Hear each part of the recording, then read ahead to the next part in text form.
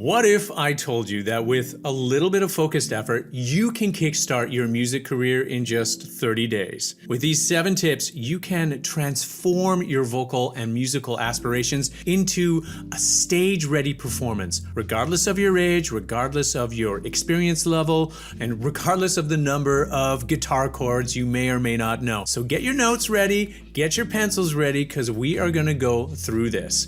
Now, who am I? My name is Ken Levine. I'm a singer, I'm a vocal coach, I'm a YouTube creator and creator of the 10X Your Voice program, and I'm super nerdy about getting my students and my coaching clients to their performance goals. And my mission really is to be the mentor and the guide I wish I had when I started out. So let's get to it. Starting a music career as an adult can feel like you're climbing Mount Everest in flip-flops. Life's busy, you're juggling a job, family, and maybe even a dog who keeps eating your sheet music, who knows? It's easy to think in the midst of all of that, do I really have time for this? Or worse, that little voice in the back of your head that whispers, dude, you are too old for this game. It's all TikTok kids now. But let me stop you right there and say, you don't become a legend by sitting in a recliner thinking, hey, I missed my shot. Oh, well, I guess I'll just sit back. Let me tell you from experience, you gotta get out there. You gotta face the big scary monster of rejection. And in defiance of that, make some magic happen. So I'm gonna tell you a story about my own personal experience. You can skip through it if you want, but I think it's a good one. So I was 34 years old and I had been singing for a long time, but I didn't really get the kind of success that I really longed for. And I had a small family, or I had a young family with small children, and I was out shopping at Christmas time, getting some last minute gifts, wandered into one of those mega bookstores, and there was a book launch by a Grammy award-winning artist, and he was giving a talk. There was a stage and he had a grand piano there. There was a really big deal. And so I sort of naturally gathered with the rest of the crowd to hear what he had to say, because I was of course interested. I'd followed his career, and eventually there was a Q&A that happened. They passed around the mic to anyone in the audience. So someone held up their hand and said, Mr. Foster, I don't know if you know this, but this city's best singer is here in the audience and I think you two should meet. So he said, bring him on up here. And she was referring to me. And I was like totally stunned. It was completely unrehearsed. My hair was a mess. It was the middle of winter. I had a big duffel coat on. And anyway, I scrambled up to the stage, shook hands. He said, do you want to sing anything? And I'm like, heck yeah. And I realized I knew a few of his songs. So I said, why don't we sing one of your songs? And he was like, yeah, I know that one. So he started playing and I started to sing, and it was really profound. I like it already.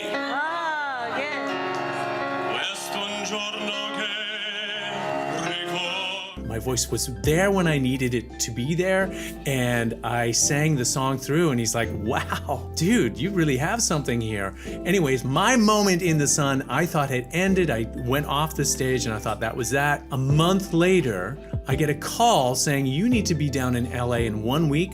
David needs you to perform. And I was like, okay, yes, of course. I made it down there and I had a wonderful time. We performed and we collaborated on a project of his, and we've had the opportunity to collaborate a number of times since. And I'm really, really thankful for that woman, I don't even know her name, that had the courage to say, this person needs to hear you right now. Now, this is one of those profound experiences that I think is a reminder to me of how when preparation meets opportunity, something life-changing can happen. And I think it's a testament to the idea that sometimes when you least expect it, a chance encounter can open doors to unimaginable possibilities. So I share this story with you to hopefully inspire you to stay with me as I share some of these tips and to be ready and to embrace every opportunity that comes your way. So let's just, without further ado, roll up our sleeves and get to the tips. Tip number 1, you need to clarify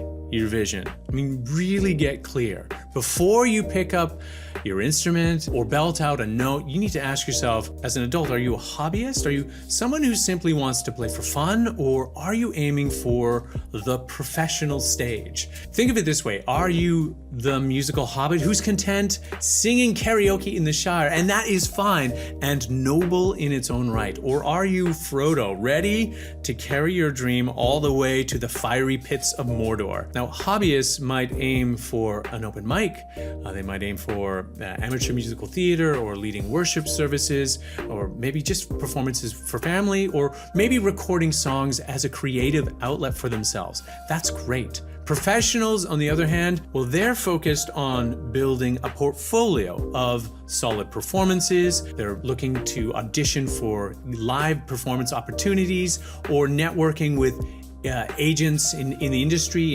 insiders, which includes musicians and the agents and managers that I talked about. Well, whatever your vision is, you really need to own it. And don't compare your goals with anyone else's. This is a really awful trap that many musicians find themselves in. So once you've chosen your path, it's time to really narrow your focus. Is it going to be singing? Are you going to be songwriting? Is it performing an instrument, or performing on stage, or is it teaching? Whatever speaks to you the most. Trying to juggle too many hats at once can leave you feeling overwhelmed and kind of stuck. Instead, lean into what excites you. If you love the stage, well, work on your stage presence. If songwriting is your passions, pour your energy into crafting lyrics and songs. This clarity will really help you take the purposeful steps instead of, like spinning in circles. So finally, you really want to define your why.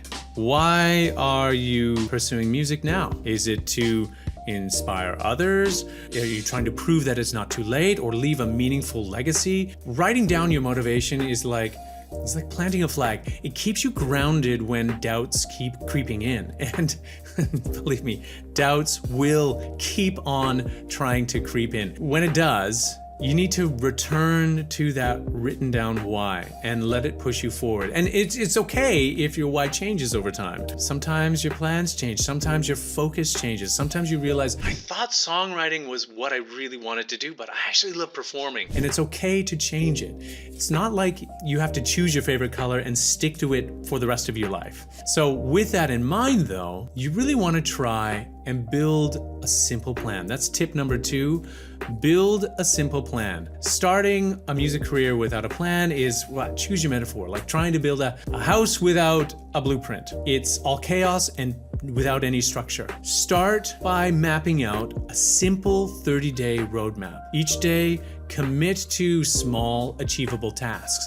Maybe it's practicing your scales, or you're writing a verse or two, or recording a quick clip for social media. Whatever it is, you really want to keep it small and achievable. And then for those weekly goals, tackle some of the bigger projects like recording a demo, or reaching out to local musicians, or performing at an open mic. These incremental steps create the momentum without overwhelming you. So scheduling is going to be the secret sauce to making this work. You want to block out consistent time each day for your practice, for networking, even if it's just 30 minutes. Think of it like brushing your teeth. It's non-negotiable. You don't have stinky breath, you don't have dirty teeth, you don't have lazy practice techniques. Mornings, for instance, before work can be great if you can get up, force yourself to get up a little bit earlier. Lunch breaks, if you have a lengthy lunch breaks where you can just focus in on one or two things without just detracting from your break time. Or evenings after dinner can all be prime practice windows. Dedicate weekends to your deeper dives, right? Where you really need to focus in on bigger tasks, like maybe recording or mastering some sort of tricky techniques, either vocally or on the guitar or whatever your instrument is. Next, you really want to track your progress. Tracking your progress is key. What gets measured gets done. And while you do this, create milestones to celebrate your wins along the way. So for instance, maybe by day 7, you've started your first recorded cover. Maybe by day 15, your social media profiles are all updated and active. And maybe by day 30, you've performed live, whether it's on a stage, or maybe it's in your living room or at a community event. Milestones can keep you motivated and remind you that progress is happening. Even little incremental progress is still progress toward your goal, even when it feels super slow. So tip number 3, polish your skills. You can't expect to conquer the music world without sharpening your tools. Start by investing in yourself. Take a lesson or join some sort of workshop, whether it's with a vocal coach or a guitar instructor or an online songwriting class. Expert guidance helps you improve faster than trial and error and blind luck. If one-on-one lessons aren't in the cards, look for a group class or some sort of online resource. Sometimes even a weekend workshop can totally transform your confidence and your skills. And also, don't underestimate the power of YouTube and all of those apps that are out there. Platforms like Musician, Veneto, or Simply Piano, or Ultimate Guitar, they can provide targeted practice routines that fit into your schedule. YouTube tutorials from trusted instructors are gold mines of free knowledge. From vocal techniques to mastering tricky guitar chords, dedicate the time that you need to explore these resources and applying what you learn. So commitment is really where the magic happens. You really need to practice for at least 30 minutes a day. You need to split time between your warm-ups and your technical practice, as well as working on a song or a piece. On days when you're kind of busy, even 15 minutes of focused practice can truly make a difference. Remember, consistency trumps perfection. It's better to show up imperfectly every day than to aim for perfection and kind of like burn out. And then tip number 4, you really need to build your online presence. In today's music world, sadly, your online presence is as important as your talent. You want to start really by polishing up your profiles. Do the easy things first. Update your bio with something professional yet personal, like if it's LinkedIn bio, singer and songwriter, sharing my journey one song at a time, DM for collaborations. Use a clear, engaging photo that represents your musical persona, and be sure to add links to your platforms like Spotify, to YouTube, to Instagram, all that sort of stuff. A well-crafted profile is like your digital business card. Treat it like that. It tells the world who you are in 3 seconds or less. So once your profiles are ready, start sharing content. Post short performances, whether it's a 30-second clip of a cover or a behind-the-scenes look at your practice. Listen, it doesn't have to be perfect. Authenticity resonates with audiences way more than perfection. Don't stress about elaborate productions. Your phone is perfectly fine. It's a perfectly fine recording tool. The key is to just show up consistently. And that's what everyone says, and it is true. Start with 1 post a week. Just think small. Think like hashtag Music Mondays or something like that. Or perhaps maybe a weekly update about your progress. You need to also, of course, engage with comments and build connections with your audience. All that's really important. Social media is about relationships. It's not just broadcasting. As you grow more comfortable, you can experiment with your reels and your stories. Throw in a live session to connect with your followers in real time. This is something that I struggle with, something that I want to do more of, and I promise you I will show up on tip number 4 as much as you should show up as well. Tip number 5 is network and collaborate. Music is a collaborative art form, and building connections with other talented performers in your area, it's essential. It's essential for your growth as a musician. It's essential for your confidence. Listen, start with the low-hanging fruit, the people that are in your proximity. Go to and attend a local open mic or a local jam session, whatever seems to be available. Now, even if you're nervous, showing up is half the battle. You can perform or stay to watch others, and then introduce yourself afterwards. Musicians are often we're a friendly bunch, actually, and we're eager to connect. You never know, I never know who might be my next collaborator or mentor. So make sure that you do up. Now, If in-person networking feels daunting, take it online. Join Facebook groups or forums like Reddit's Our Music, where people share advice, they share their opportunities, and they share their feedback. Post an introduction, share your goals, and don't be afraid to ask a few questions. These spaces, they can be great for finding other adults starting their music journey. Now, finally, on this tip, connect with professionals through LinkedIn or Instagram. Send a thoughtful message to someone you admire, asking for advice or maybe an invitation to collaborate. You never know. Also, you want to avoid the copy and paste generic messages that doesn't get anywhere with anyone. Personalized, sincere communication goes a long way. And it has for me, and I get maybe half a dozen of these a week, and I love it. I try to respond to as many of them as I possibly can, and I appreciate the ones that go out of their way to really make it personal about them and about the connection that they see between me and themselves as collaborative artists. Now, in the end, you have to remember, building a network really takes time. Think of it in terms of months, but you need to start today because each of those connections can open a new door. All right, for tip number 6, record, and share. I know that recording might sound totally intimidating. I'm not ready, my voice isn't ready. Don't worry about that. It doesn't have to be. Start with some simple tools. A phone like this, in a quiet room, they're all you need for an acoustic cover. If you're ready to level up, experiment with some free software like GarageBand to layer in your vocals and your instruments. The goal isn't perfection. Remember, it's capturing the essence of your sound. That's the important part.